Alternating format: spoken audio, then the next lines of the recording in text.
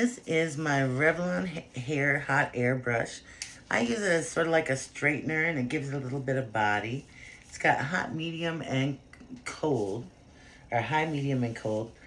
So what I do to make it just silky and smooth, roll her up on low.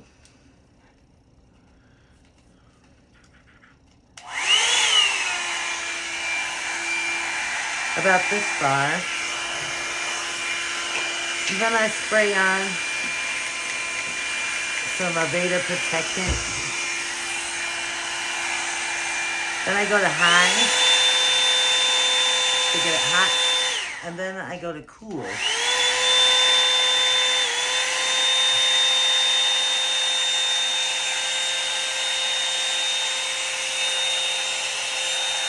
And then I roll it around.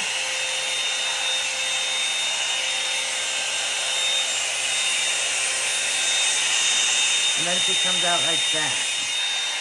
So it gives you a pretty little curl.